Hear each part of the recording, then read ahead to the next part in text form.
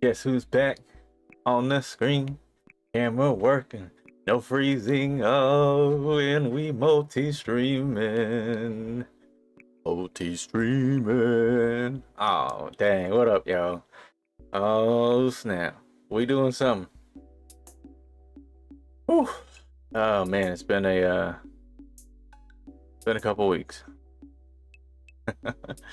Welcome back to BAFSAF, episode 8. Our monthly discussion topic is decisions and the consequences and responsibility of those actions. We're here to do a follow-up on the episode for this Thursday. Hey, we're just gonna recap and see if everything is. How you been? I'm a little off today. I've had a lack of sleep for the past couple of days. All my fault. No one to blame but me. But yeah, we're gonna get through it. So bear with me. uh, so I didn't do the whiteboard weather. I just got done eating. I'm being lazy, but we can go look it up. Every time I do the weather, it makes me look like a liar because I'll say one thing and then it's completely different 2 days later. So, for those of you who watched or joined in on the sketch and catch last Wednesday, I have the finished product of what I was drawing. It looks way cooler like that. There you go. Through life and death, energy is in motion. That's what it means. Okay. So, today is the 17th, Thursday, August 2023. Tomorrow, Friday the 18th, we're looking at a high of 96, low of 73, sunny. No clouds. Don't take my word for it. If you look up and see them, hey, I'm just a messenger. Oh boy, here we go. Saturday 19th, back into the hundreds. Dang! 107, low of 74, sunny. Oh boy. Sunday the 20th. Oh, hold up, got an ad. Here we go. Sunday the 20th, high of 106, low of 75, sunny. Monday 21st, high of 104, low of 74, sunny. Tuesday the 22nd, high of 102, low of 74, sunny. Wednesday the 23rd, high of 101, and Thursday, high of 101, low of 75, 74, mostly sunny for both days. Friday the 25th, back down in the 90s, got a 98, low of 72. Partly cloudy from Friday to Tuesday, so Friday to Tuesday. So Saturday the 26th, high of 94, low of 69. Sunday the 27th, high of 92, low of 68. Monday the 28th, high of 89, low of 68. And Tuesday the 29th, high of 91, low of 68. Finishing off the month here, we got Wednesday the 30th, high of 91, low of 68, mostly sunny. And Thursday the 31st, when we return with the extra week that was provided to us, high of 91, low of 69, mostly sunny. Let's see. We won't be here, but that week, I'm gonna do it now. I'm gonna give a birthday shout out to my dad. Happy birthday. It's gonna be the 28th. He's gonna be, I ain't gonna say it. He's gonna be a year older than he is now. But yeah, best wishes to him. Gotta find something to do. Let's see. So yeah, looking back into the 100-degree weather again. I said this before. Hydrating requires more than just water. You want to make sure you get your electrolytes in, get your sodium. So eat your oranges, your cantaloupes, your watermelons. Drink your body armors, your Gatorades. Drink some water too. But yeah, definitely stay hydrated. Stay well, cause it'll be hot. All right, so See if I can pull up this picture one time, right? So, 5 mirrors, one individual. Each subject is you looking back at yourself. You are the sole responsible party for your choices, your grades, success, your words, and your actions. We had a pretty good discussion with Keys and Sean back 2 weeks ago. So, just to kind of recap, because I just got done editing the video, so I should remember some things from it. We were just kind of discussing scenarios. One in particular that I had kind of picked out was the the assault case, that I made up. That I'm sure it's real in someone's eyes, but the one that I had brought up is if someone was to be in the middle of assault, and as they're fleeing and escaping, fighting for their life, they strike the assaulter with a blunt object, head force trauma, and they end up passing away. In some cases, the person who is the assaultee or the assaulted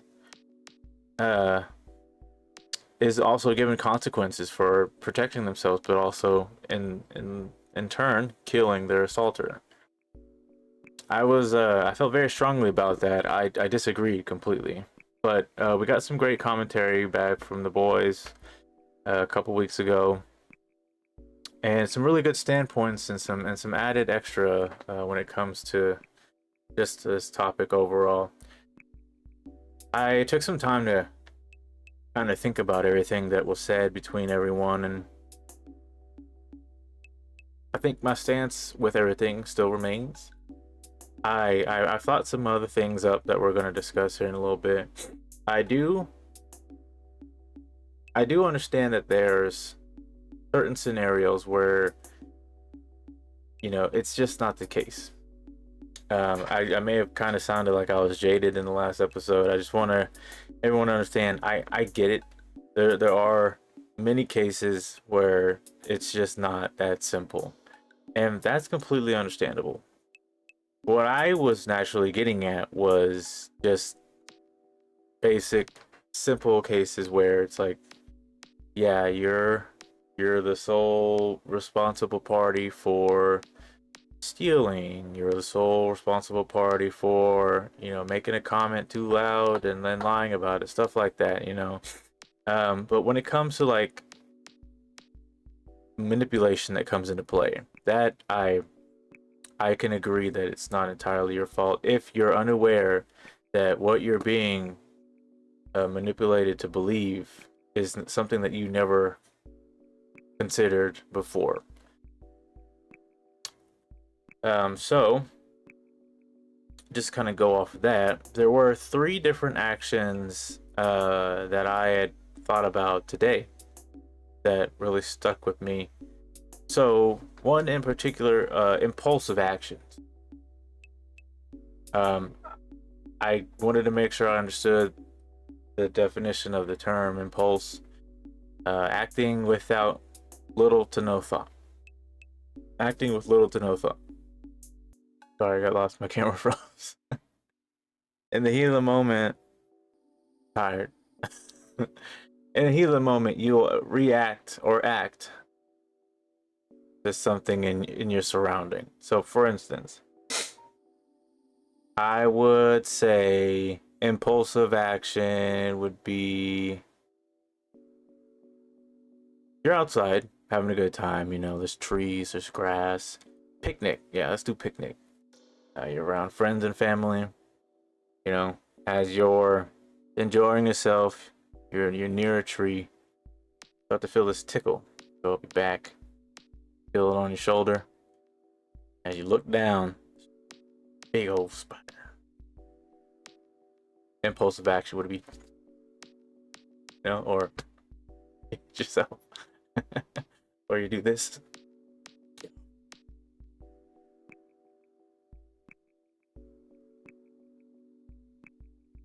Whatever it is you do, impulsive. You want it off you because it's like spider, ew, right?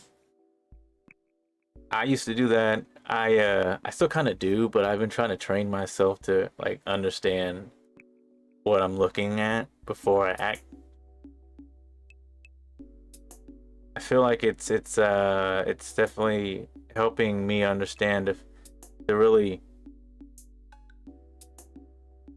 analyze things in the moment a lot better than just reacting.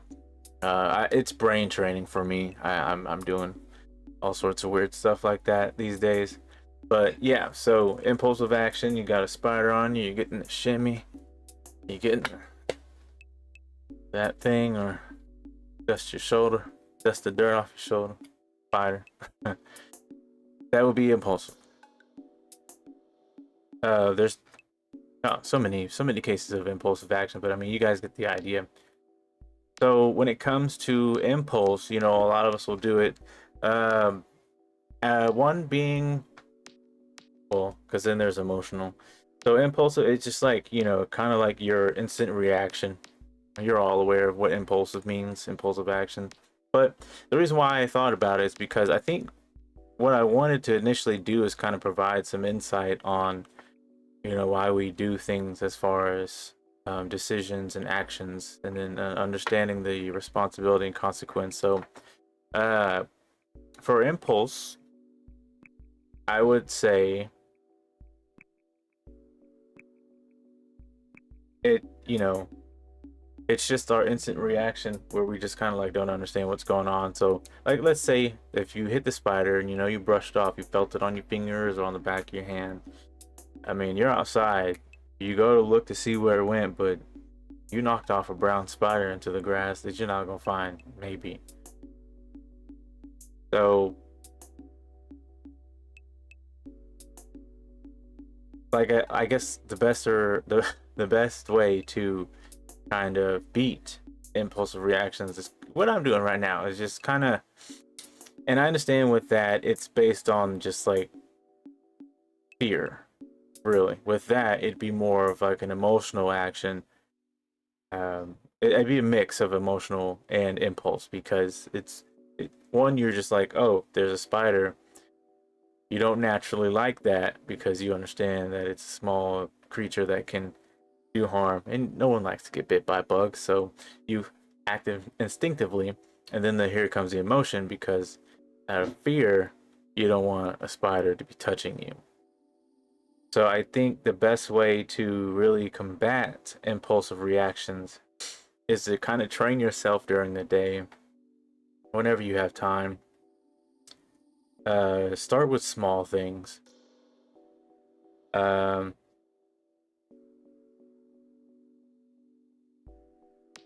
what would be a good one? A good small one. Something that you do that you would just react to out of sheer sense that it's just um, thoughtless reaction. I guess so. The next time you end up doing something that it's kind of well, how would you say, autonomous, analyze what you're doing, kind of question exactly, like try to verbalize the process or break it down into step by step. You're kind of training your brain to be able to do that on a whim. So if you can do that with small things, so like for instance, let's say you're going to make a sandwich, you grabbed a loaf of bread. The first thing you do is either go for the twisty tie, or you go for how it was tied up, depending on if you reused it, or if you do the thing where you grab it, you spin the bread, you twist it up. Um, so let's say you instinctively grab the bread, put it on the counter or on the surface that you're making the sandwich with. As you go to unravel the wrapper to pull the bread out of the package, allow yourself to kind of sit and understand, all right, I see that there's how many pieces of bread left in the sack. I'm going to need two because I want one sandwich. That it's a normal sandwich depending on how many pieces of bread you want. I see this many slices of bread. I'm going to use two. I'm going to untie this. How is it tied? pay attention to how it's tied, right? Look, if it's a twisted tie, look how many times it may have been twisted. Try to guess. I think it was twisted 5 times. Let's try to figure it out. Opposite direction. 1, 2, 3, 4, 5. Oh, 6, 7. Okay, now it's undone. Pulling the bread out. Let's say you had 8 slices left, including the ends. I got 8 slices left. I'm taking 2 out. I'm gonna have 6 left. Putting 6 slices of bread with the package back on the counter. Twist it up however it is you twist it up, and then you go to put it back. Just kind of allow yourself to analyze the process step by step, so you can train your brain. Therefore, whenever there is an instance where you got to react instantly, you can kind of allow yourself to take a look at it, and in a split second you can actually understand what you're seeing and then make a constructive reaction rather than an impulsive one. Let's see, another one would be like flinching. Let's say you're shopping and you're pushing your cart, got your groceries, and you got somebody coming around the corner who's just in a rush. As they're coming, I mean, you can kind of hear it. If you allow your senses to be open in public, you can hear people's carts coming, but you might just be kind of tied up thinking about ingredients or what needs to be done on the house that you may or may not written or jotted down for your list of groceries. And as you're about to hit this intersection of aisles, this person comes out and just darts. You both kind of stop before you end up getting hit. But then you kind of see that you just acted on instinct because in a flash of a second, you saw that there was a cart coming out, right? So the best way to beat that situation is allow yourself to analyze every step that you take, every corner of an aisle, even up and down the aisles. Kind of pay attention by listening behind you and around you, just kind of analyzing your surroundings. I tend to do it because I tend to be aware in public. It's just a habit that I've picked up, but it's also just instinctual and kind of overprotective. Not only for myself, but I'm especially like that when I'm around friends and family.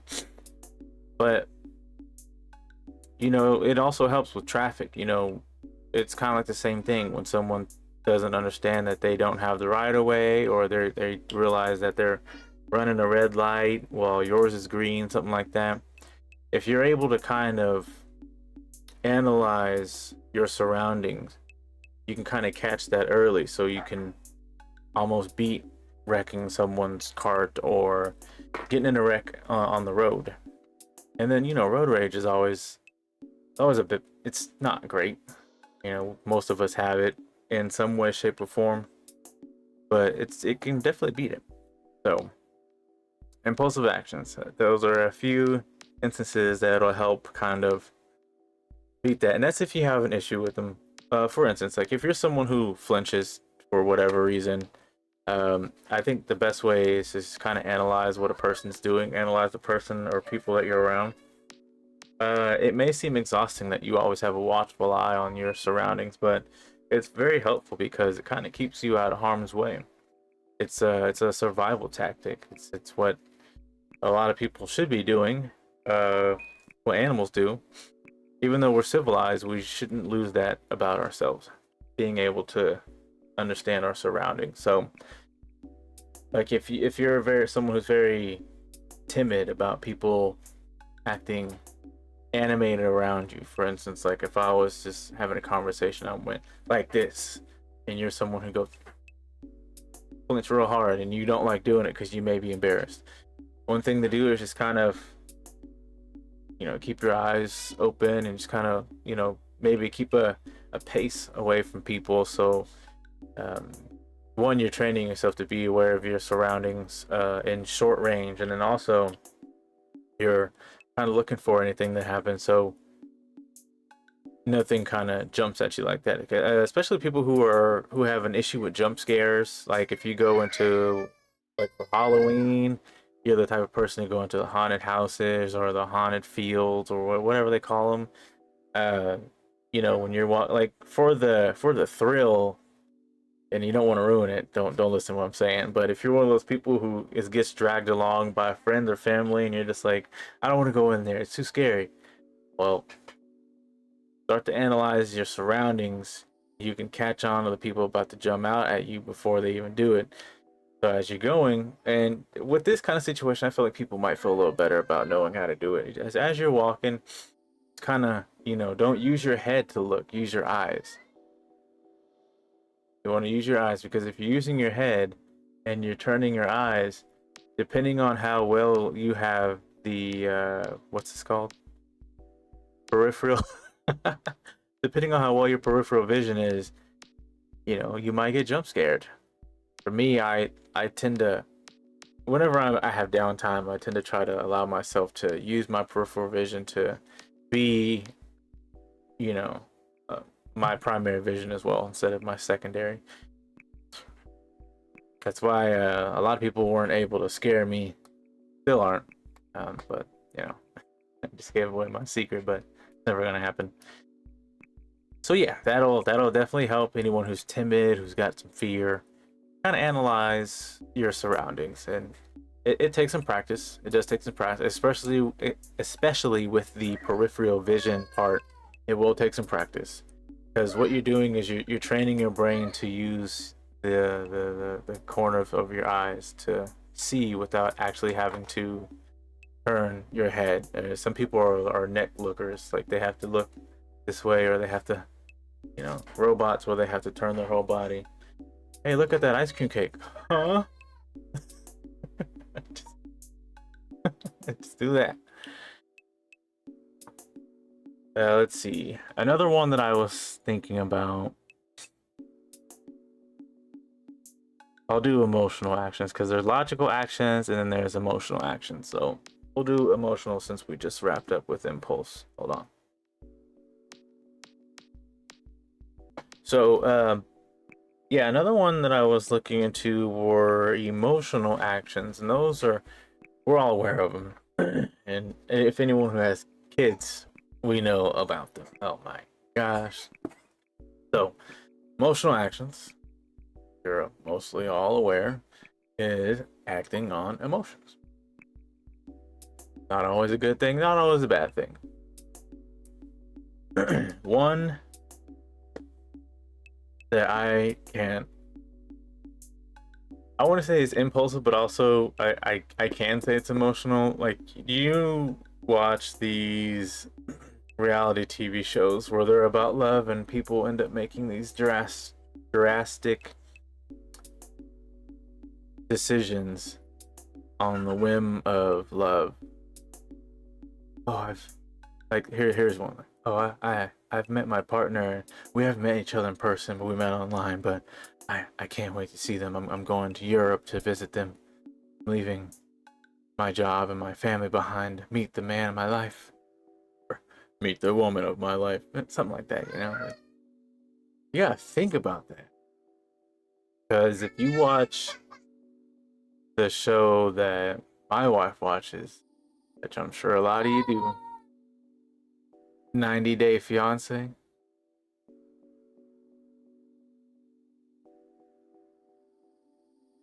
So, what is wrong with y'all? I get it. If you've been really vibing with somebody and you haven't seen them in person, but they're miles away, countries away, continents away. I get it, but man, like, some people just be making weirdest decisions to get to these people, and then when you get to them, what happens? You find out they're not all the way who they were when you were talking to them. That happens a lot, part of it because it's it's drama, so it's views, and then also some people actually do that in real life. Like, you end up talking to someone, and here's a big one. When you have kids who think that they have a friend on, like, a online friend, this is why parental controls for internet use for kids is so important. Because when you think you have a friend and you've been talking for a while, months, years, and you haven't met each other, but that something just strikes the chord with the two of you, and you're just like, oh, we should meet in person. And because you've been waiting so long, you'll make anything happen. You'll move any mountain for this to happen. Those specific situations really require some thought, some logical thought, because you're going on the chance of love, and then you get there and meet this person's an asshole, or they robbed you, or they were lying. And like with 90 Day Fiance, half these people were lying, whether it's scripted or not, it's still retarded. And then they get there like, oh, I can't believe you lied to me. Or some people, like, you could probably be the one who's making the mistake, right? You're the, oh, I'm so understanding your religion, your culture, your lifestyle. I get it. It seems so beautiful. I want to be a part of it. And then you get to that country and you're like, oh no, I'm American. I don't do this. We don't do this. Like, where was the switch up? And like, why is it now that you're in this predicament that you're coming to your senses? So you acted on emotion, acted on impulse, and then here comes the logic once you're deep in the trenches of your decision. Sorry, my nose is itchy on the outside and but I can't sit here and act like I've never done anything like that. I was a very overly passionate, yeah. I was a sucker. I'll be honest. I did a lot for people and past relationships that bit me in the ass. It was a lesson learned. I don't necessarily really regret a lot of decisions, because now I know, like, for me in the future, what to look for in people and what not to happen, what not to let happen. So yeah, it was definitely a lesson learned. I'm glad I learned it quick, and I'm glad I wasn't a repeat offender. I do repeat a lot of mistakes. That hopefulness that sits within me, I just wish that people would be a lot better, but sometimes that's not the case. So, you live and learn, you move on, and you apply the lessons appropriately. But back to the topic. Pouring my heart out to y'all. So yeah, emotional actions definitely need some logical component, because a lot of it can happen, and you'll feel regret for a lot of that, a lot. So, for instance, we'll take me. We'll dive into my past, and we can understand some logical components that I should have implemented in my decision. So,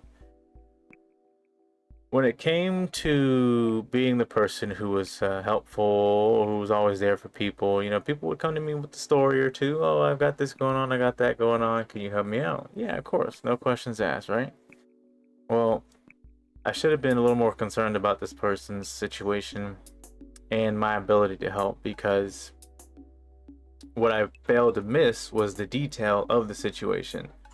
A lot of times when people were telling me about something that they had going on, or something that somebody was doing to them, they failed to tell me their involvement.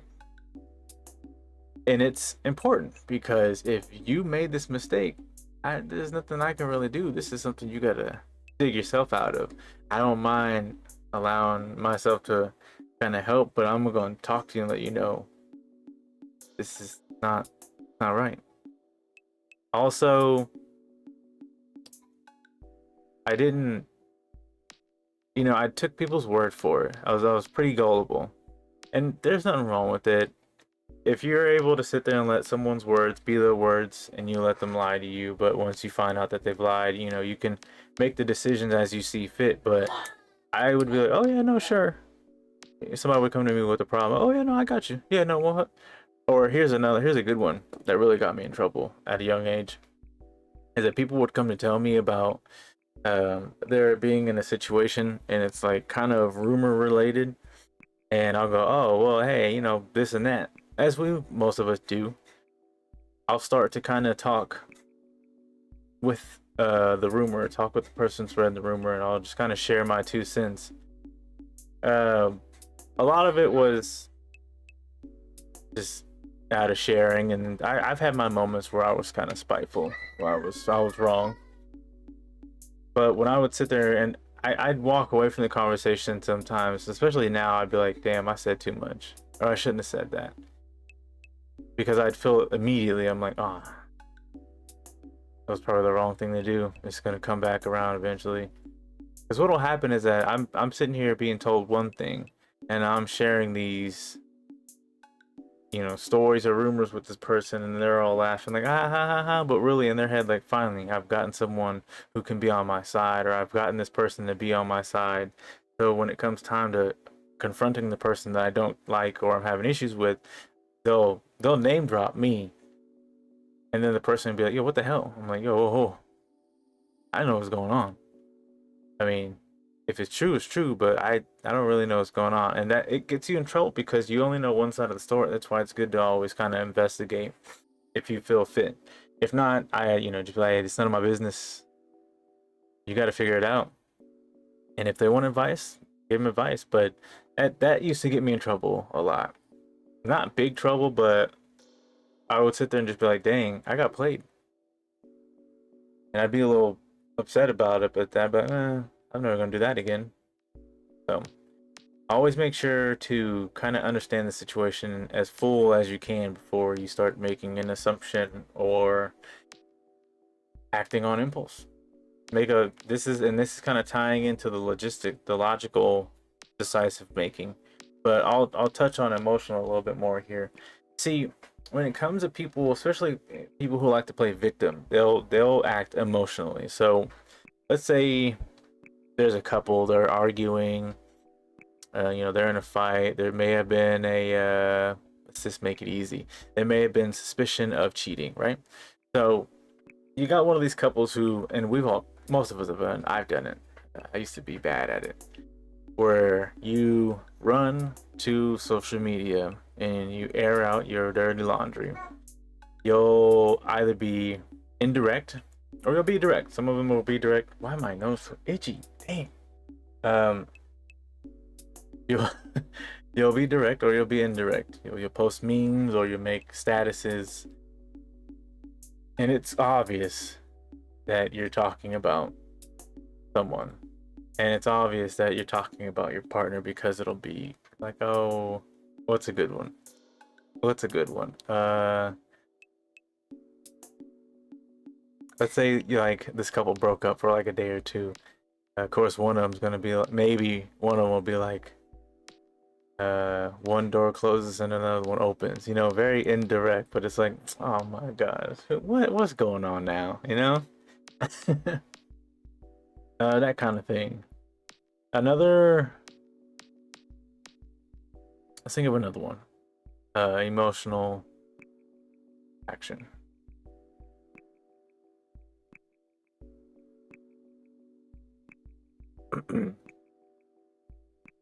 Oh, here's another one. Let's say you won the lottery. Right? Won the lottery, of course. Who's gonna be mad at that? Everybody will be happy about winning the lottery. So you'll just be like, I won, jumping up for joy. Maybe calling people, maybe not. It's millions. It's like the Mega Million thing. It's like, you can pretty much retire at that point. And you're the type of person who likes to rub it in people's faces. So you call work. I just won the lottery and I quit. F you, F you, F you. You call your ex, hey, shouldn't have left me. I just won the lottery. F you, F you, F you. Something like that.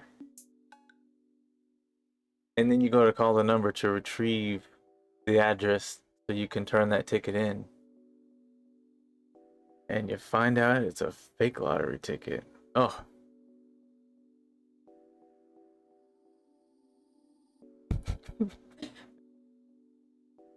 acted foolishly. I like how before. Foolish. So, out of what would we call that? Let's see. It's joy and happiness, but there's another word for it. Wouldn't be greed. I don't know. But yeah, so you shouldn't have did it. So now you're without a job. You made yourself look foolish for your ex. And now you have no money. You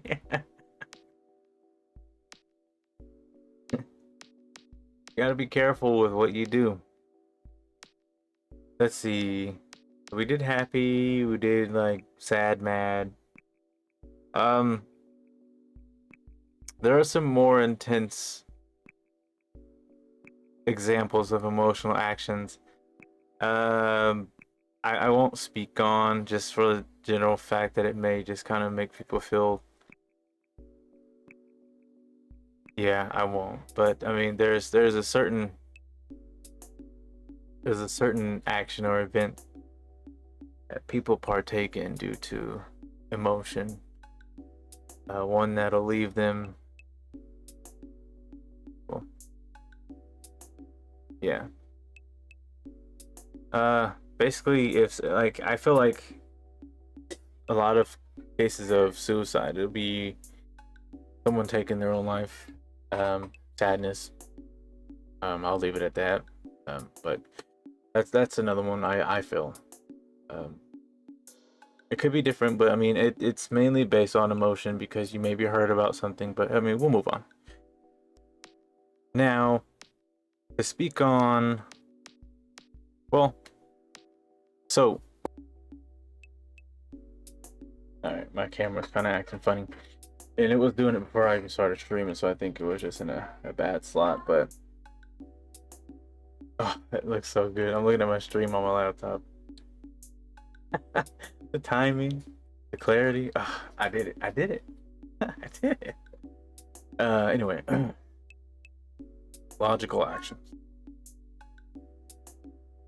My favorite. So, logical actions, thinking it through, processing the opportunities, just analyzing every decision, every obstacle that you can in the matter of time that you have. Logical action. So, one that you gotta sit and think about. For instance, choosing. I used this example before, but choosing. Let's say colleges, right? Let's say choosing a college is a logical one. So let's say you're about to graduate high school. Yeah, you've got some grants, you got some scholarships, you've got some invitations, some opportunities ahead of you. You just got to pick a school. What do? Research. You got to think about it. Does this school have more amenities for me than this other one or these other few? Let's say, so for school, a lot of times it's either travel,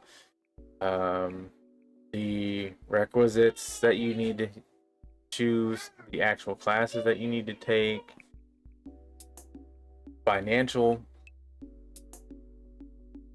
academic standing, depending on, oh, this is prestigious and this one isn't, blah, blah, blah, blah, blah.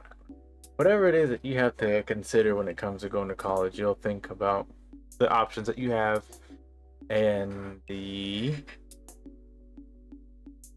pros and cons.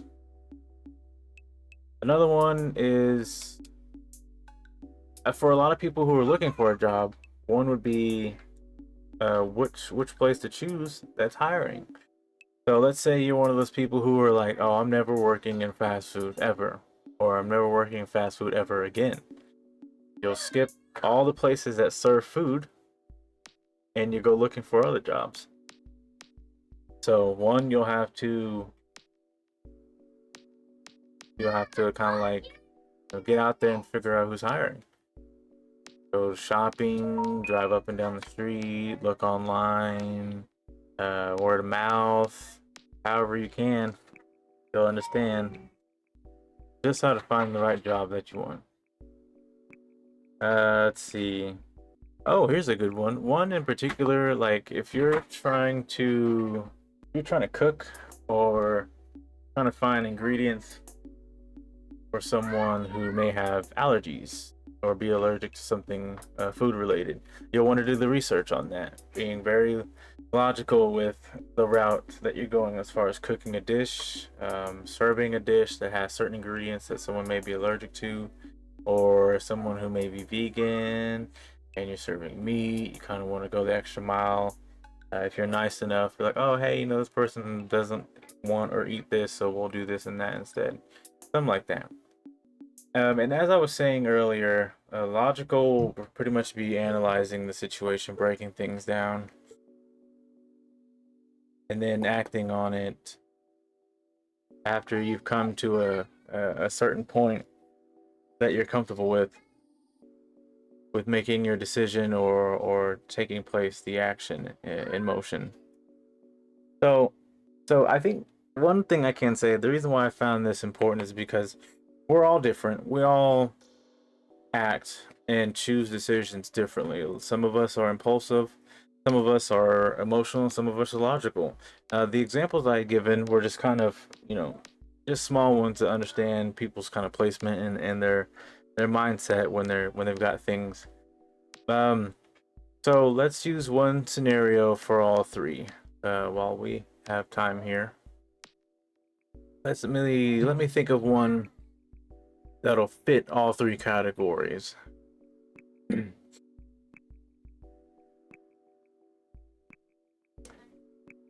Marriage. So, as I was discussing earlier, people on 90 Day Fiance, the show, where they just kind of skip the country and get on the 90-day visa and they try to make it work in a matter of 90 days. That's a good one. But, some people, they do shorter, they do a little longer. But when it comes to a wedding, one impulsive thing is either, there may be something going on or coming up, or just because like you haven't felt the emotions that this person made you feel, like you want to lock it down immediately because you want to make it yours, you don't want to lose it, so you'll consider marriage like instantly. Maybe this person was just something that you've never had or something that you've always dreamed of, so you'll think, oh, well, let's tie the knot, oh, let's have a kid. And you start to construct things either with or without telling your partner, but you're just like, oh, I want to get married, I want to have kids, let's go do it. So an impulsive action or decision on marriage would be courthouse marriage. You'd be like, oh, let's get married now. Oh, we have to put together a wedding. It'll take us a while. No. Courthouse. Oh, I never considered that. Are you sure you don't want a ceremony? We can wait. I want to get married to you now. And for whatever reason, the person wants to get married that fast, to each their own. That's definitely impulsive. Some people do it because there's a green card to retrieve. There's some funds that you're coming into, some money that you can come into by getting married quick. Maybe there's a stipulation in the family where, like, if you get married, you can have an item, you can have some money, some material, whatever it is, whatever the story. That'll be one scenario that can be impulsive. One that can be emotional, you'll just kind of be in the heat of the moment. You're just talking and you feel this like urge and sensation in your heart and your chest that's just surging through your body, and you get so pent up and you just go, I love you. You say I love you. So a good one for emotional impulse is that you feel so good about yourself and in your partner, you end up saying I love you too soon, right? What's too soon? If you know, you know. But some people get weirded out by it because they're like, oh, we ain't there yet, and you're like, oh, and it crushes you because you're just like, embarrass myself. Don't be embarrassed by your emotions. It happens. And some people can't understand the fact that you love better than they do, then that's them. Like I used to be very I used to love hard. Not that I don't now, it's just I'm a little more, careful about where my emotions are being put out. Because whenever I would have feelings for someone, I would feel pretty strongly about them, but I would do my best to kind of keep them to myself because I was one of those people who thought I would be embarrassed. Or like I may have been friends with this person and because they may have had something going on, they're in a relationship or something, or it's just like I don't see that there is a full reciprocation. I wouldn't put myself out there. Like I feel like I may have been obvious when it comes to certain people that I was in love with them, but I kept my distance because I kept myself safe. And there were at a time there was a person or two where I would have been like, I should have made a move, should have made it known completely, but I didn't. But everything happens for a reason, so nothing lost, nothing gained. I would also say instead of saying I love you, right? Because that's a big one. Like you're sitting there making out with someone, or like you just got done having a really good day and you go for that long embrace, and or even while you're making love, mm, like right in the middle of it or right in the end, you go, I love you.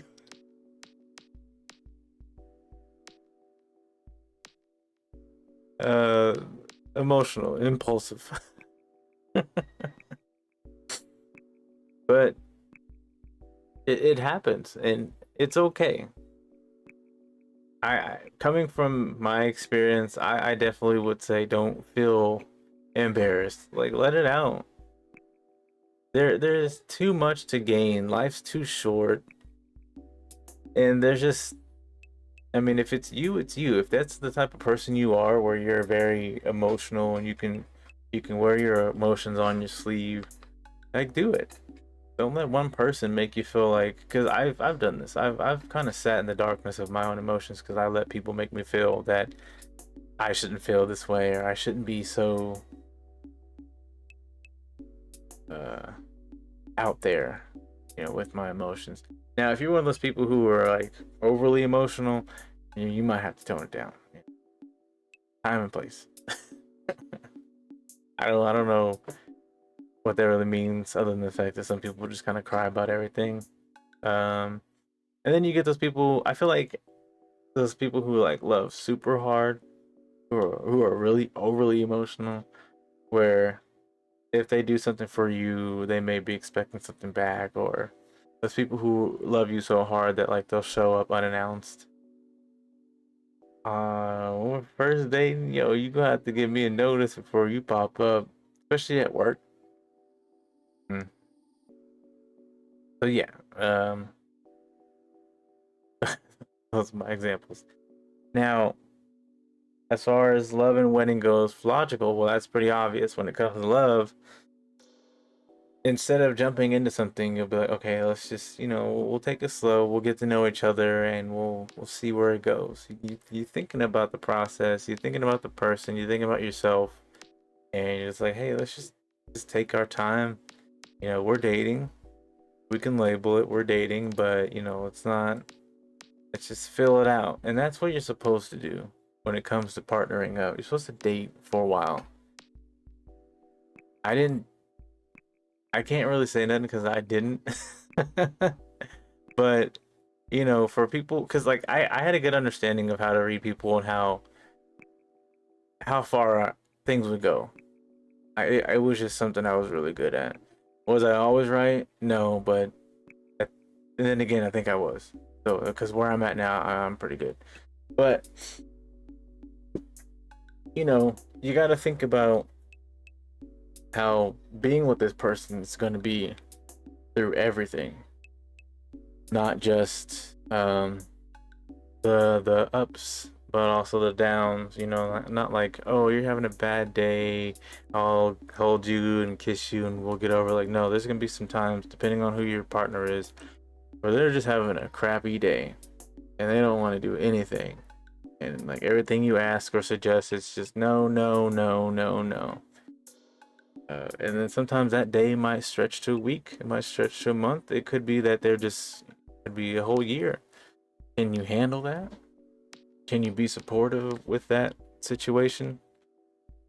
Another one is that actually, you know what? Hold on. I have to do this because I feel like I'm itching my nose way too much. Give me 1 second. 2 hours later. All right. Thank you. I think I'm good now. Um, so yeah, dating, I feel like it should take a while. Really give yourself and your partner the time to understand each other completely. It's very healthy, and it helps you in the long run understand if it's something you should pursue. Because a lot of times, you know, people don't understand that you're just in a situationship where, you know, the physical is fun, you know, you're fun to be around. Oh, you make me laugh, I have a good time with you, you just make me feel so good. But you may not be able to be with that person for too much at a time. You know, there's some people that you can only mesh with for a few hours, maybe a few days, and then there's those people who you want to spend the rest of your life with. And not every person who's like that is going to be your soulmate. And not every soulmate is going to be a partner that you can be married to. Sometimes a soulmate can be a friend. And I'll say this, love is very, if anything out there can be called a spectrum, it's love. The one thing I can definitely say is a spectrum is love, because love is in many different ways, shapes, and forms. You can, I mean, clearly we understand to love food, pets, technology. Like, and you love a pet, you love it like family. But you know, we'll call someone weird for wanting to be sexually active with an animal. They love it too. Not gonna go there. But you know, it's the same way with people who love family. So there's like, you love certain family more than others. That's just because that's just how you vibe, you know? And there's nothing wrong with that. Alright, so did I have anything else to say about, look, my nose is fucking itching again. Um you guys get it. Logical actions, logical decision making. Figure it out, analyze it, work it out, you know, take time, sit back, let it, you know. Yeah. So let's say, so we kind of went into how to act or react differently with impulsive actions, kind of understanding a better way to go about it so you don't seem like a spaz, or you know, maybe it's just too exhausting for you to be an impulsive decision maker or someone who acts impulsively. So as far as emotion goes, well, for me, I think when it comes to emotional actions, you gotta take a breath. You really gotta sit and think. So I think when it comes to people who think emotionally, because I've dealt with quite a few of these people, you gotta act, you like, for me, I think I would really write down the pros and cons of whatever it is that you're trying to figure out, that you're letting your heart be the driving force of whatever decision you're trying to make. Definitely, you know, write it out, because you gotta allow your brain to think. So if you write things down, you're seeing it in front of you, so your brain's trying to translate exactly, is this the right thing to do? And you're allowing yourself to understand that too. So I would definitely write it down, do a pros and cons list, kind of weigh things out. So I think for that, let's say, so buying a home would be a very good one to consider, because that's big, especially if you got a partner, if you got a wife and kids, or a husband and kids, or you know, whatever you got going on. Especially if you're buying your first house, that's always a big one, because then you're just like, where where do I live at? If you have kids, you got to consider the school district that they'll be in. If you have pets, you got to understand if pets are allowed if you're renting or if you're going to own. You have to know if your house is under HOA rules or not. A lot to consider, but yeah, that's definitely one. So when it comes to, hold on a second.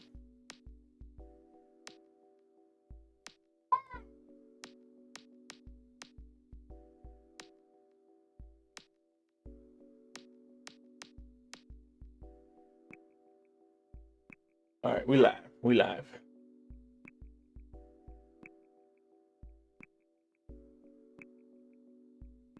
So yeah, buying a house, buying or renting a home. One thing to weigh out when it comes to that, if you're needing to do a pros and cons list, let's say you've got two houses that you really like, you can't pick between one or the other. So, how serious are you going to take your kids' education? Like, how long do you plan on being there? Is one good question. Do you plan on moving in the near future? Is this a house that you're really to settle down for the rest of your life? Is this a house that you'd want to pass down to your children or any family or anything like that? Or is this something that you're willing to see some profit on in the future? Um, so let's say we'll start there. We'll start there. Location. Let's start with location, right? Is it a pro or con where the house is located at? Are you one who likes to stay on the outskirts of the city? Are you one who likes to be among the city? Do you like the countryside? Do you like to live by water? Something like that, you know? And is it a preference that you like, or is it a preference that you and your partner like, or you and your family like? You know, who are you considering in this as well? Um, you know, that's always a good thing to think about. Another one is financial. Let's say you found two houses that are within your price range as far as the mortgage goes. You know, one's a little above the other. Can you make it work with the current income that you have? Are you able to make some adjustments if anything happens? And like, are you prepared, let's say, for like an economic crash, losing your job? Are you single, or are you um, together as a couple or married? Will having a baby be a thing? You know, like, do you need a new car? Stuff like that. Well, you have to kind of consider if you can settle the finances out in and outside of the new home. I would say another one, let's see, location, financial. Um, One for me is the number of bathrooms a house can have and if they have fans in them. I don't know, like I just got this thing where like I had to install fan in this restroom, but yeah, like a restroom's gotta have a fan. You know, air freshener isn't gonna do all the work. You gotta air it out. So, number of restrooms, do they have fans? That's a big one. But you know, you kind of get the idea. Uh, that's a good way to beat emotional actions, emotional decision making, which is kind of weigh things out, kind of understand what you're really getting into. Another one that you might be emotionally invested in, the same thing, is buying a car. You know, is this car going to last long? Is it good on gas? Or can you afford the insurance? Can you afford the labor? One thing that a lot of us tend to miss is that, can we handle labor costs if anything happens? Or are you somebody who can fix it, or you can get someone to fix it? I know I will never buy a Prius or a luxury car because, no. If I mean, I would have fun figuring out if I can fix the thing, but if it's something that I really got to take into the shop, I'm not buying anything, you know, big name brand or Prius, because that's just way too much. To get you a simple basic car, get you from A to B.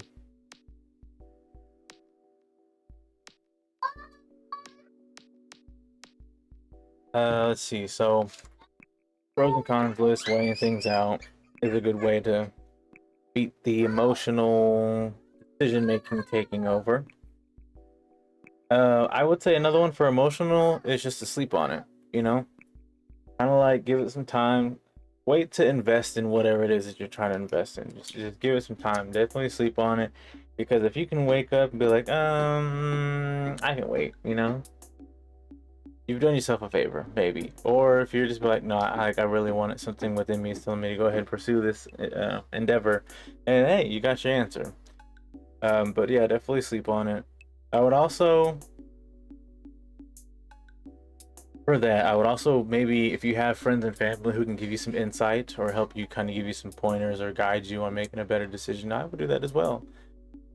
For me, I like to do my research, so I understand a lot of what I'm getting into because I've made some dumb decisions, as we most of us have. But I don't like making dumb decisions. I like to make sure that I can have something that I'll get some longevity out of. I don't like anything short term.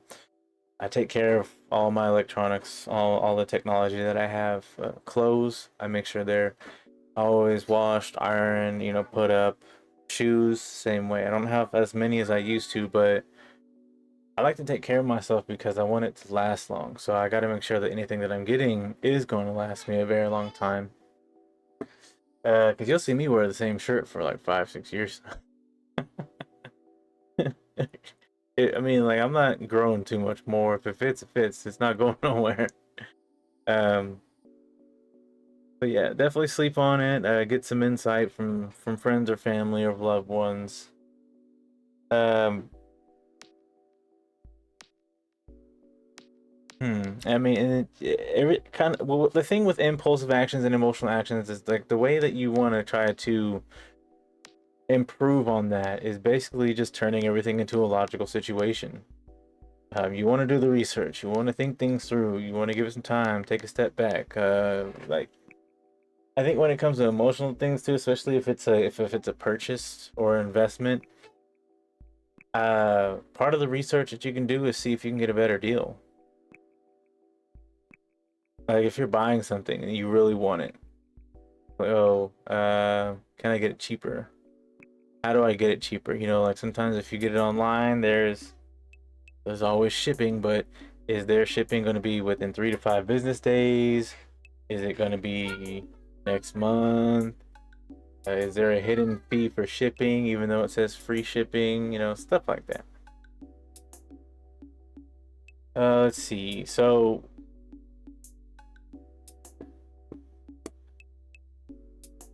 I guess so. One thing that you can do when it comes to impulsive action, again, I advise to never feel um, guilty or shameful of being impulsive if it's not hurting anyone. Now, if you're hurting someone, then yeah, you're gonna have to like figure that out. But or for instance, like if you're doing something while someone's driving, that could be very distracting and almost life threatening. If you understand that your impulsive actions can really harm you or someone else, it may be helpful to kind of work on it to improve it so we can, because it's kind of like having Tourette's. I'm not a I'm not a professional when it comes to knowing what Tourette's really is. From what I understand, it's just being kind of like ticky or twitchy, sometimes even verbal, um, in a moment's notice. And like, if you really have it, you'll understand. But there's a lot of people who fake it, and that's wrong. But definitely, I mean, I guess this all just depends on if you actually find a problem with it or not. But yeah, if you're one person who kind of like can't be around anybody because you're so impulsive, it might help to work on that. And I think even, I'm not gonna direct anyone to do this, but if it's really that bad, uh, I would try to see a therapist, or I don't know if a psychiatrist is the same thing or not, but if not, a hypnotist. I've always found it weird that people would go do that, but like, people who want to stop smoking, they'll go see a hypnotist or something like that. And I've never really heard anyone has actually done it, but when people talk about it in movies and TVs, they'll be like, "Oh yeah, I've seen hypnotists, and I no longer crave the cigarette. I even feel sick to my stomach when I think about it." Stuff like that. Um, so one way to think logically outside of impulsive and emotional actions. One, we've already said it a few times, writing things down, analyzing, eyes and ears, kind of understanding your environment. Another thing for me, I would say, is understanding the pattern of certain things. So, what I mean by that, if you know that, let's go back to buying a car. If you know that when you're approached by a salesman and they say these specific words, you know you're going to be scammed. Don't I would advise not to be one of those people who are like, oh well, I was hopeful, because a scam is a scam is a scam is a scam. So if a car salesman comes up, it's like, oh, we've got this car for this price, and oh, I can drop it down to this price.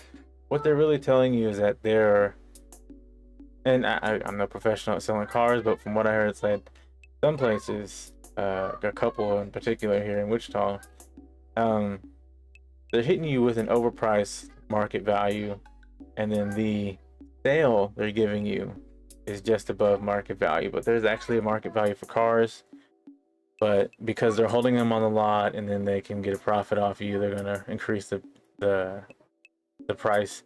Just like how if you're a gamer and you've been to GameStop, Game Exchange, EB Games, anything like that, you go to trade in the game, they buy it off of you for $347, and they turn around and flip that to being $27.99. Rip off. So you just kind of have to understand the pattern of things, especially with sales and purchases. What would be another logical one other than making a purchase? Let's say you're trying to outrun a dog, which I've done a lot. Let's say you're trying to outrun a dog, and you understand that you may not have the best physical ability to do so, but that dog is coming upon you. As you're running, start by analyzing your environment. Is there anything you can jump on? Anything you can jump over? Anything that you can open and close to keep at a distance? A door, a fence, inside of a building, climbing. Like if you're in an alleyway, you can climb over trash cans, which is over a fence. A dog might be a little timid to do that unless it's a crazy one that it'll jump with you. But so if you understand that you've got a little bit left in the tank as far as running, your legs are starting to hurt, and you're either going to fall, you're going to stop, or you're going to escape. So let's say, say you're running down the busy street and you've got all these stores and businesses around. First thing to do is try to find one that you can get to that has a door open, or one that you can get inside or that you can close. Another one would be, if you have the ability to jump or climb, get on top of a trash can. Don't run in traffic. Don't want to do that. You'll hurt yourself and possibly the dog. You don't want that to happen. Just oh, even a car. You can jump into a car. I don't know what I'm thinking about right now. It's just let's see here. So what I can do while waiting. So I guess one thing to talk about as well is that maybe when it comes to logical thinking or making logical decisions, you have a mental block, or you have, trouble creating a pros cons list, or, something like that. Or maybe the research isn't there. I mean, there's always outlets and opportunities. Like, for instance, if you, let's say you don't have a phone or a computer, I would try hitting up the library, your local library, seeing if you have a friend or some family that'll, help you do some research. Uh,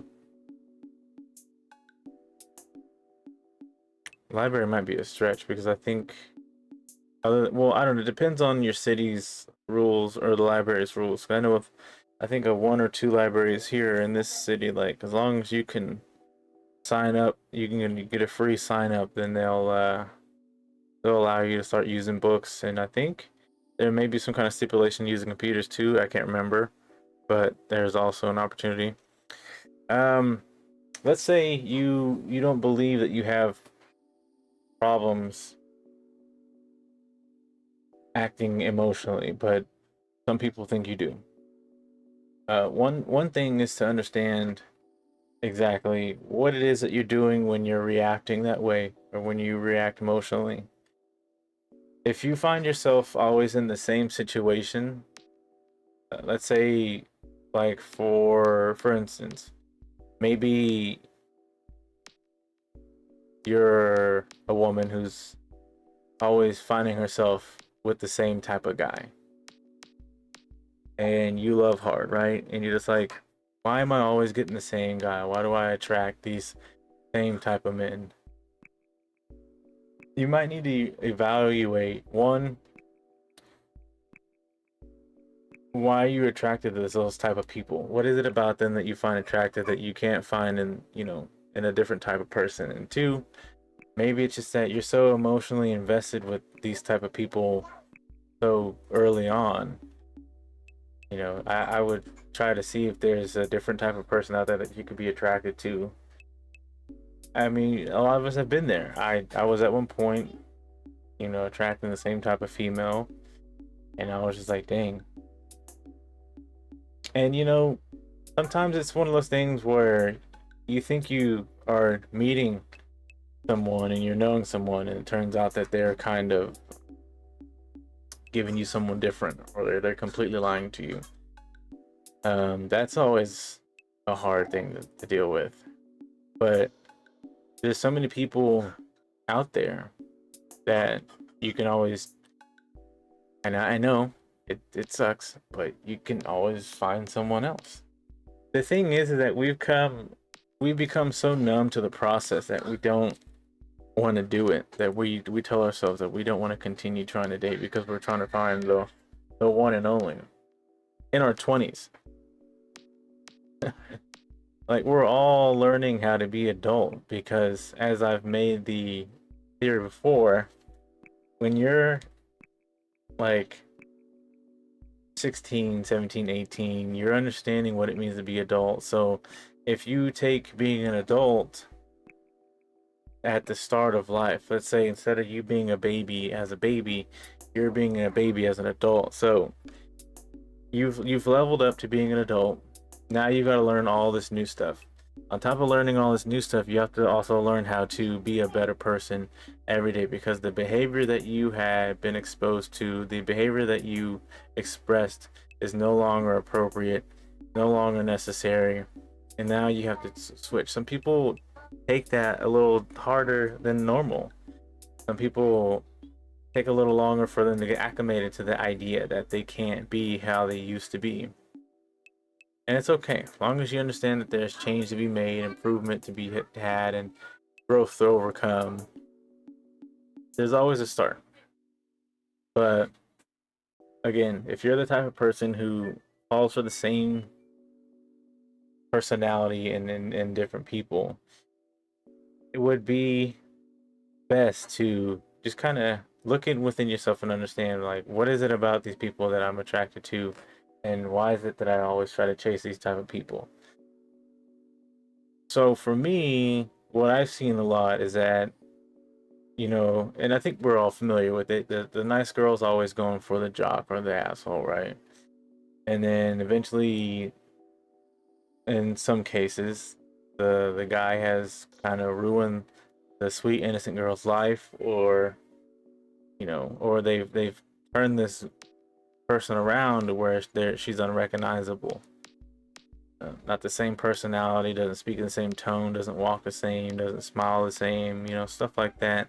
And even with people who are in an abusive relationship who choose, or who are abusers and who are in known abusive relationships, and they choose these nice innocent people and they go to abuse them, it's very hard to bounce back from that. And so when you're picking person, you don't think that they're gonna hit you like the last person did, but they do anyway. There's got to be some kind of pattern within these people, because there's always there one instance where people who are abuser, they get to a point to where now that they've got you wrapped around their finger, it's their game now.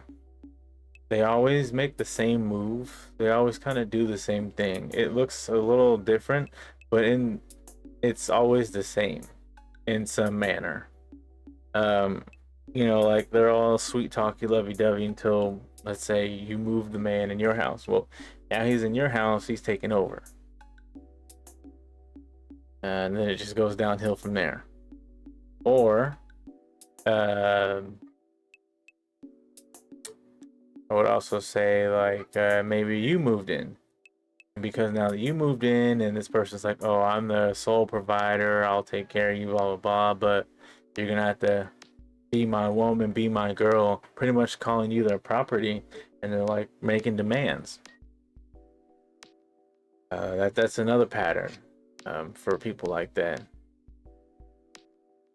But yeah, that's just pretty much all I have as far as being able to understand how to like think or react differently when you're emotionally invested or anything like that.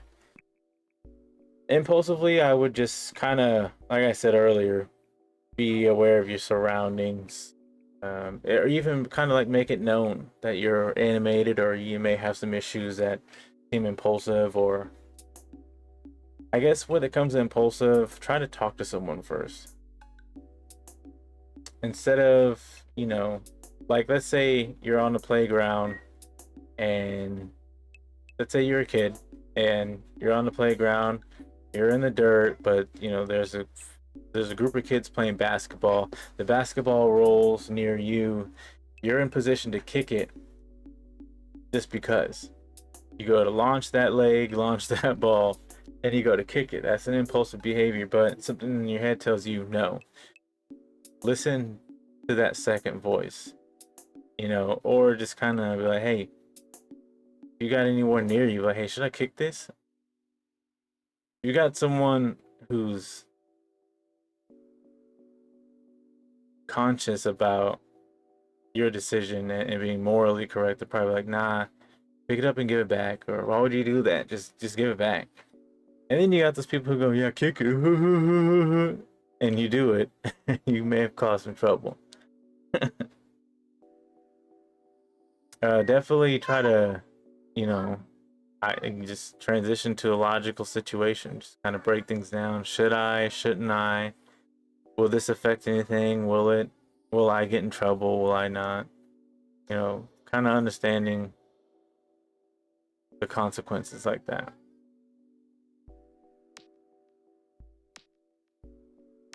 Oh boy, I am beat.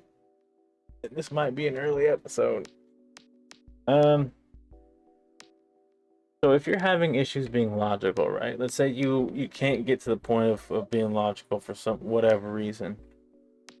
Let's say you can't focus on your environment. You can't analyze, or you feel like you can't analyze quick enough, or like it's just too much for you to handle all at one time.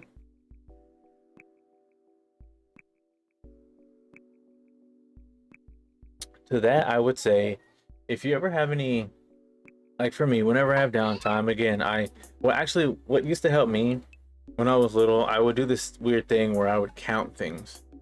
So a lot of times I would count the steps, because I had this weird thing where I needed to land on the last step with my right foot. So I knew if I had an opposite set of stairs, I could land on my right. If I had if I had an even number of stairs, I could land on my right. If I had an odd number of stairs, I would land on my left. So sometimes I would teach myself to count stairs quick. And depending on where you're at, you might get used to it. So like if you're walking in and out of the same building, you probably know which set of stairs has like 4 or 5, which one has like 10, 12, 13. But I would do that everywhere I went. If I'm going up and down some stairs, I'll sit there and be like 2, 4, 6, 8, 10, 12, 13. Okay, it's an odd number. I need to start with my left and it'll end with my right. Or if I know it's going to be an even number, but 2, 4. Okay, yeah, no, I can start with my right and I'll end on my right. But yeah, no, I think I would just be so bored that I would start counting, and that did a lot of brain training for me. Because not only did I count, but I also I was very observant with patterns of tile, of ceilings, paintings, shower curtains, like anything that had patterns on it. I would like try to make, let's say like you have, okay, ow, my elbow. Okay, let's say this, right? So see how I have RTFG, right? So this will make a square. With this, I would end up making a rectangle out of RTYFGH. Make a bigger rectangle out of the 4x4. I'd make 2 squares. And I'm just like, my eyes would just kind of like trace out shapes and patterns and designs. And I would just do that everywhere I went. I'd do it at home. I'd make little designs in the car, but like I don't know, my brain was just always active, and I think that's why it's so easy for me to really figure things out very quickly. Problem solving's pretty quick, and pointing things out is pretty good too. Like another good way is playing cards, or if you've ever done the Where's Waldo books, do something like that. There's a lot of apps where you can do like card games or something like that, but like I was always doing something with numbers, so being able just kind of get your brain working in that kind of manner at a pace is a very good start. I would also start training yourself to speed things up or finding things out very quickly. What helped me a lot is that I would play solitaire and I would beat each deck. I would try my best to beat each deck in less than a minute. It was possible for me, but what I really was good at was finishing a deck within a minute and a half. And that's just like, so what I do is that you have the 4 spaces for the aces. You got card 1 already flipped over, 1, 2 top flips over, just kind of go all the way down to 7. But as you all know, solitaire works. So what I do is that I would sit there and try to, when you like, if you're playing on a game or on a phone or a tablet or something like that, or a computer, you can click on the deck and it'll flip whether you have 1 draw or 3 draw. It'll flip out 1 to 3 cards, and you can kind of see if you can play it or not. Well, my eyes will be darting across the screen so quick because let's say if I got a 3 of spades, 4 of clubs, Jack of diamonds, King of hearts, and 6 of hearts, and I hit the deck and we'll do a draw 3. So the top card is a 3 of diamonds, 5 of clubs, and a queen of hearts. First thing I'm doing is I can see if that 3 diamonds has anywhere to go, which I said that there was a 4 clubs. So immediately as I'm seeing, and what it is like, first I would train color. So black on red, red on black. So if I'm flipping the deck, I'll see if there's any, if there's red color cards, I'm seeing if there's any black colors. Then I'm looking at the number. So in a split second, I see there's a red 2. Do I have a black 3? If I have a black 5, do I have a red 6?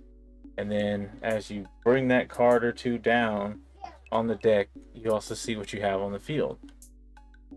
And then you go from there. I would start there. That's definitely helpful. Any brain games, brain teasers that you can play, definitely start there. If you're having issues with logical thinking or logical resolution. So yeah, that's always helped me, and I still do it to this day.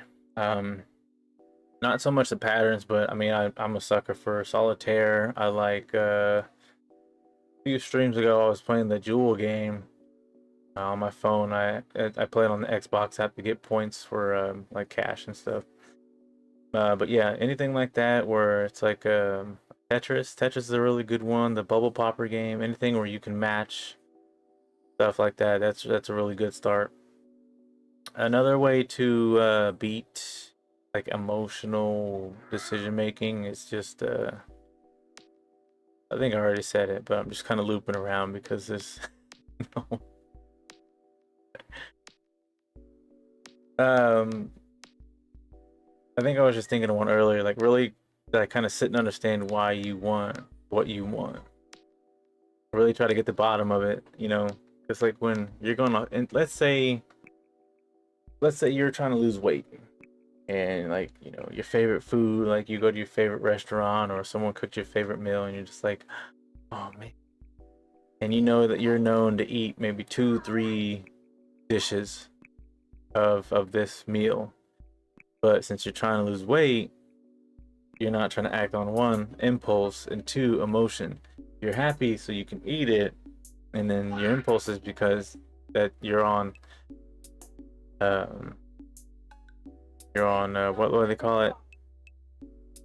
Autopilot. Yeah, you're on autopilot when it comes to eating. Um, really just take the time to assess what you really want with what you got. Like, do you really want to eat that much? Like, can you listen to your stomach and be like, oh, you know, I don't really need to eat as much as I want to, so I shouldn't. Stuff like that.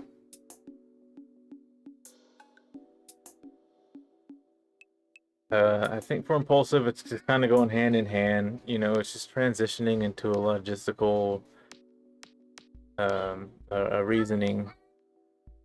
But so my birthday's coming up. If you guys want to know, I have a list of things that I'd like people to get me. Just a reminder, we do have the social spotlight, where I give the spotlight, the attention on any local businesses or artists. For this month, we do have a couple of viewers that I've been showing. So let me go ahead and show who we got. All right, so again, we've got Kieu, who works in Poise Aesthetics, and she runs her own practice called Kieu by Nails. She practices acrylic, gel polish, manicures, and nail art. You'll have to book with her. I have the link provided. Again, it is a spa where she works at, so no pets or children allowed. Thus the reason for booking. Let's go ahead and take a look at some of her works of art. So again, she does acrylic, gel, and nail polish.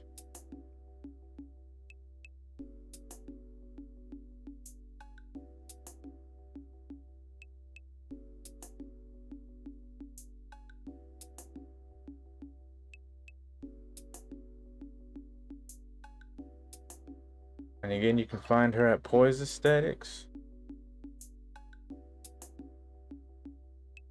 And also on Facebook, Nails by Kieu, and Instagram, Nails by Kieu LLC. Booking, it can be found at www.vagaro.com/Poise Aesthetics/book-now. All right, and then still going on this month, Mr. Ryan Keys has his art show going on.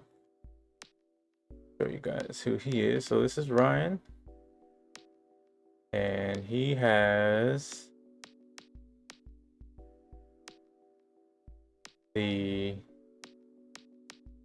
well, this was the ICT crawl. That's no longer going on, but what he has is this. He has his art show located at the bottom right, White Crow Cider Company. You can still find his art there. I believe this building closes at 10. Let's go ahead and take a look at some of the stuff that he's got going on here.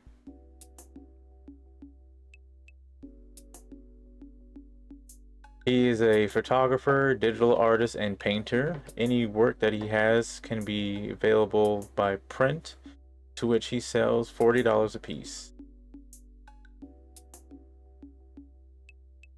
You can find him on his Facebook pages, either Ryan Keys or Ryan Keys Photography.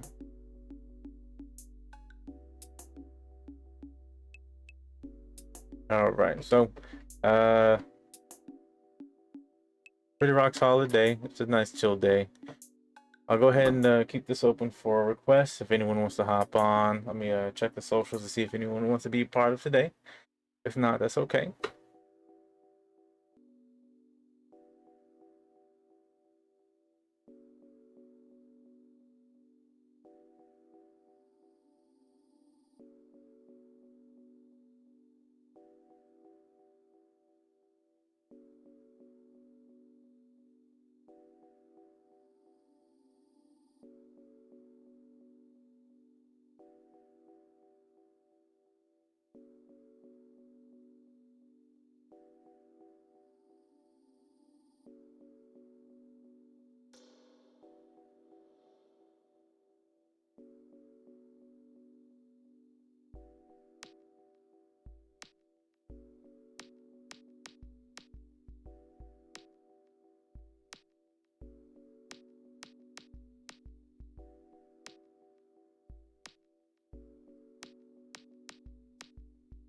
So nothing showing yet. Let me check the Twitter account. The X account.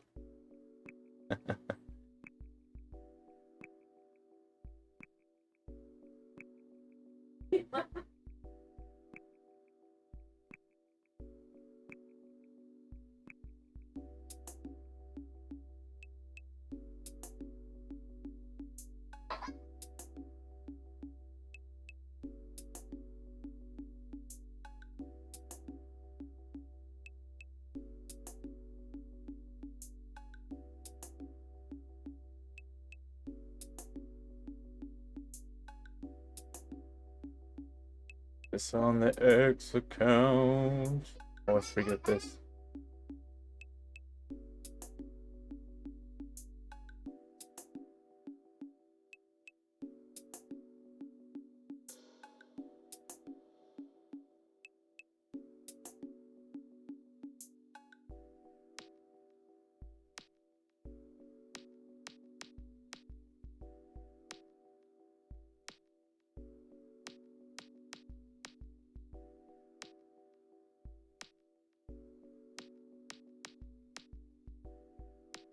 I'm gonna update the schedule on the Twitch page and probably the YouTube page, but again, I'll be gaming Friday, Saturday, and Sunday at 11 p.m.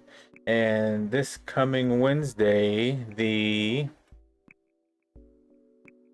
24th, we'll be doing a second episode of the Sketch and Catch Art Social stream, joined by Trey Grisham. We'll just be chatting and sketching.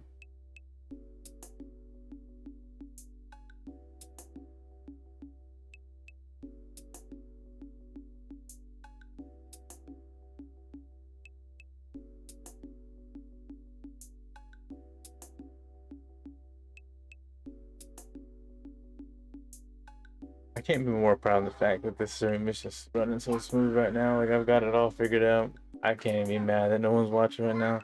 It'll be uploaded, so it's all good. I guess for me, what I can say is that I have been each and every one of these categories, as I've said earlier. I would do things impulsively. I'm now logical, decisive, reacts act. I do things logically. I really have to think things and play things out.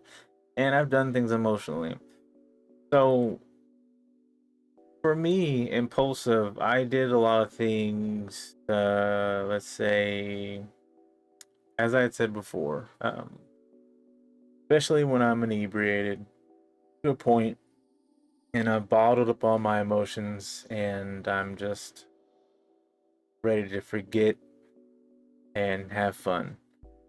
Out of impulse, if I'm like drunk, you know, usually what I would do, I would do some dumb stuff.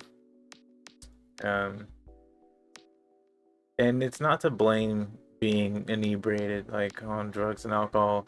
It was just that I had this mode where I would just say F it. And when I said F it, I would just kind of do what I wanted.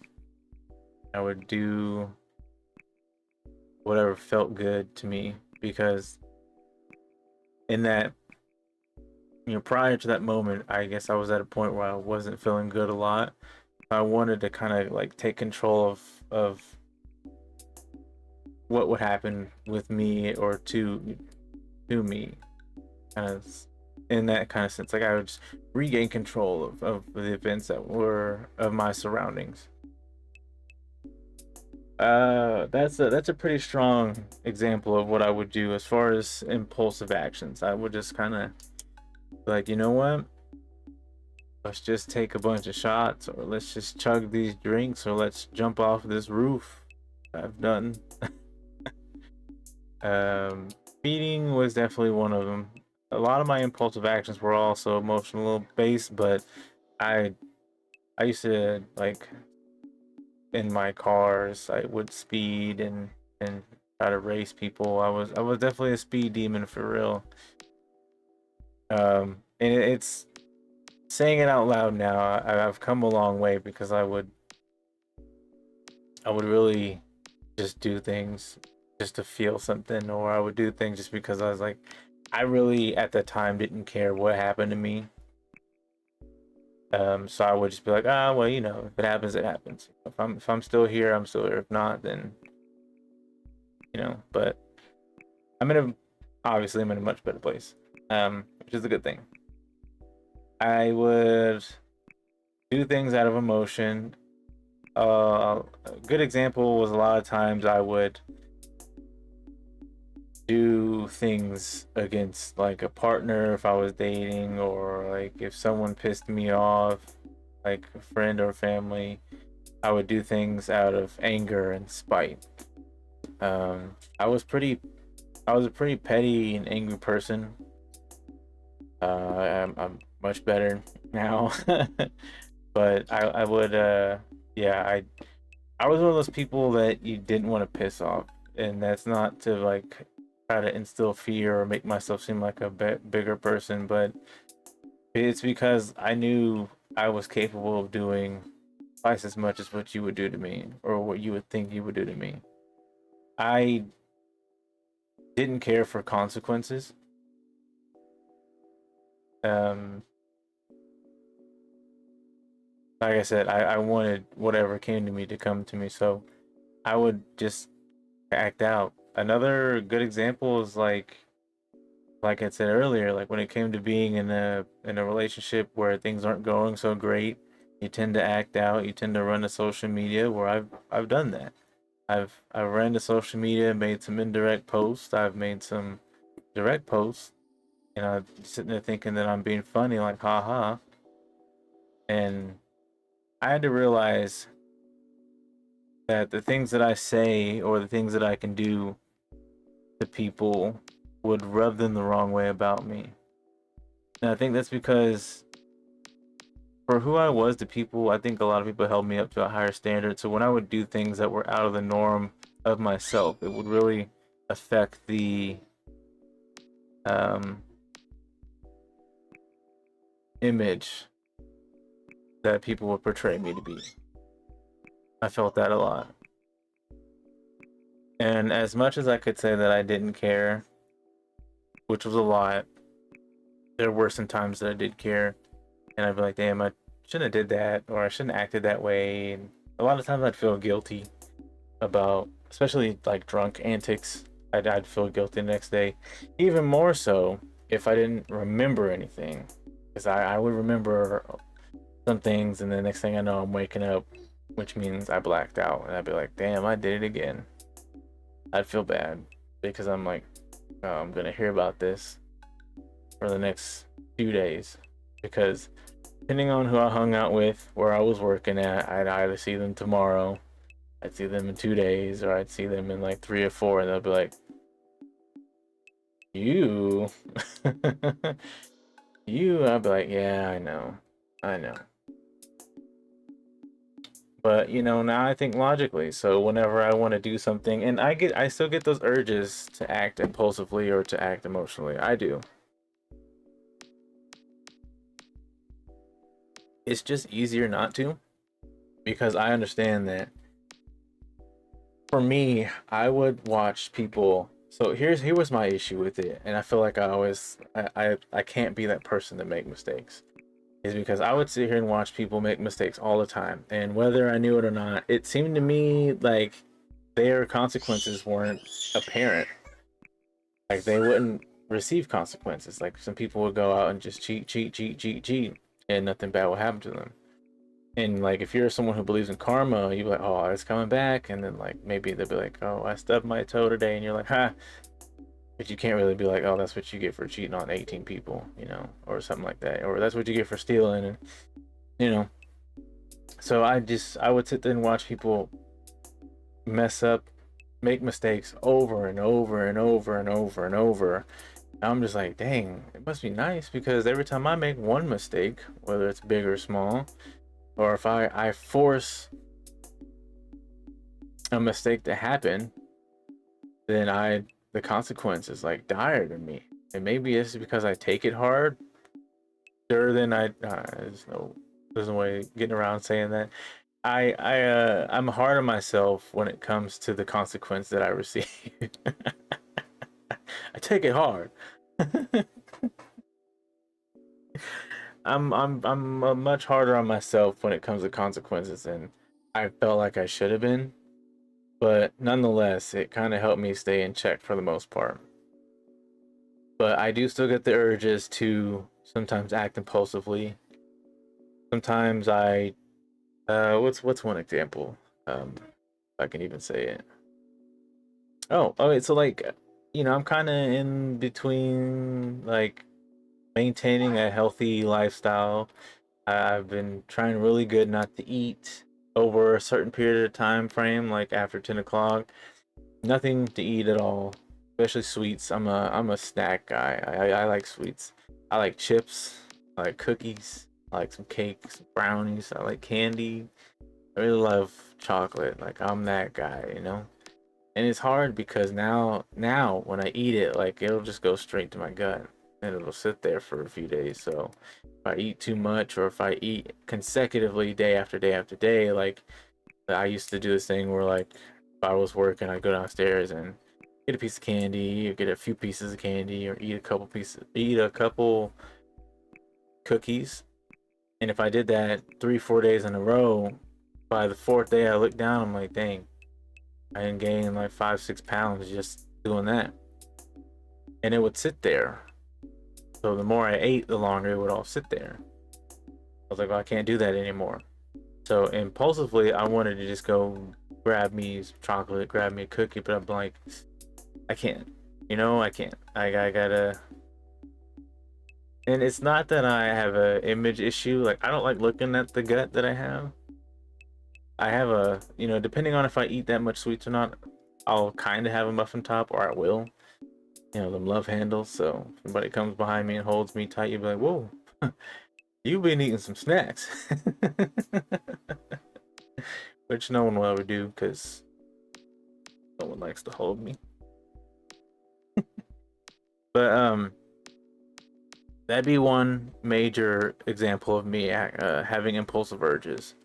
Another, well, an emotional urge or emotional behavior that I would exude would be going back to drinking, going back to doing drugs, because I'm angry. It's not hard, but I get sometimes, or like going back to smoking hookah because I want to relax, like Sometimes I get that urge to want to just do it. But like if I'm mad for some reason, I used to just kind of like go get a shot or get a drink, and I would just chug it and be like, I'll feel better in a little bit. That elixir, that toxic elixir, I would always depend on. So, sometimes when I'm getting really upset, and I just be like, man, nope. I have to stop myself, like real time, instead of, because I don't need it, and I shouldn't want it. I want it, but I shouldn't, because I don't want to go back to being who I was, and I don't want to relapse. I don't want to relapse. Always wanting something to drink. Like I've got a full blown family now, and I just can't do that no more. It's not healthy, and it doesn't set the right tone for the household. So definitely don't want to do that. Um, but yeah, whenever I find myself in those moments, I just kind of sit down and I'll tell myself to just like take deep breaths, or I'll just what I really do now. I just kind of like sit there and kind of like soft meditate, or make sure I like. Sometimes I get so tense that I'm just like sitting like this, so I have to like lower my shoulders and roll them out, work the neck, to just relieve that tension. And I also crack my back, go from top to the bottom of the spine, and I just kind of like reassure myself I don't need that. I don't live that lifestyle anymore, and that urge tends to go away with tends to go away pretty quickly. But yeah, I it's like I said, it's not easy to change the behaviors that you've had a habit of doing for so long. Like if it's years, it'll take a while to really relieve yourself of certain behaviors if you don't like them, or to stop making decisions. Like let's see, I was making the decision to run, like to go back to an ex at one point in time, until I finally was just like no, which I know a lot of us have done. And in that sense, you got to learn how to be. I think part of it is just the fact that like you may have been dependent on that person's company. That's the one that you've allowed yourself to trust, even though it may be a toxic or abusive relationship. You allowed yourself to trust that one individual. So being able to pull away, because the routine and the habit is like no longer consecutive. You're kind of your brain and body are off balance, because it's like, yo, what's going on? We usually do this around this time, and that kind of makes you get in the mode of like missing that person, or you're just be like, if you try to move on, you'll see that it's not the same, or you just tell yourself, you convince yourself that you can't be with someone else, or even if you do the smart thing and you take time to just kind of like, you know, empty the baggage, really understand that you can be better than what you really are. It does take time to kind of get through all that stuff, but it it happens. You can and will see the day that you move on from that person and find someone better, or you're comfortable with being alone and taking actual time for yourself, instead of saying, oh, I need time, and then you go get into unhealthy activities. Definitely, just yeah, it takes effort and patience. It does. I can attest to that. I got to a point though where I was dealing with so many people that were kind of similar. I just kind of wanted to be left alone for real. So it was a little easy for me. I got to a point to where I realized, I was like, man, I mean, I'd like some company, but I really need to be alone. And I got really clear headed from that whole event. Like, dang, I could have been this happy a long time ago. But there are brighter days ahead from the darkness that you're into. If the days seem really dark, that just means you're in the middle of it and you're halfway through your escape. You just got to keep pushing. And, you know, you may be in the deepest of dark situations or dark time in your life, and that one line, it may just seem outlandish to you. Sometimes you're put in a position where it's out of your control. Everything's out of your control, and you're just kind of stuck thinking, why me? Something terrible might have happened, something terrible might have been done, something might have been taken from you. Or I don't really know all the situations, but I know that there's always something to learn about yourself and the situation that you were in. One being that you can overcome the pain and the misery from it. You also, I feel, you tend to go through events and tragedies so you can share with someone else who hasn't, or share someone who has but they don't know how to escape the dark days the way you may have, or vice versa. Maybe you can find someone who is similar to you and they can help you out of those dark days. That's why I said that, the art of conversation needs to retain, because there's too many of us going through a lot of stuff to deal with, and we don't have a lot of people to reach out to or that we feel comfortable talking to. And that's all right. But if you just take it one step at a time, if you're not one who really likes to pay for a therapist or doesn't need to pay for a therapist, maybe just find a friend, find someone to talk to. I would like to hope and suggest that you don't go the route of drugs and alcohol. Believe me, it's, as we are most all familiar with, it's a temporary fix. It's very temporary. And the more that you're wanting it, the shorter you're making it temporary, and you're just actually making it long term. Because you're just letting it in. But yeah, there's always something to look forward to. Always. The fact that you are still pushing and still have the energy to get up, move around, you'll be able to figure it out and get through those hard times. Keep forgetting to always, at the end of the month, sign off with a inspirational message or motivational message.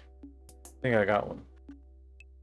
So yeah, no matter where your decisions lead you, as long as you stay focused on the destination ahead, the journey will be worth it. So yeah, pretty good topic. We'll get more traction after I upload the video on YouTube, but again, I'll leave it up to you whether you feel that this picture here, do you find that you or any individual is solely responsible for their choices, success, words, or actions? And what type of decision action based person are you? Are you more impulsive? Are you logical? Or are you emotional? And did any of the scenarios or tips help you understand how you can improve or grow from these actions, such as being impulsive or emotional? Or did you find out how to be a better logical thinker?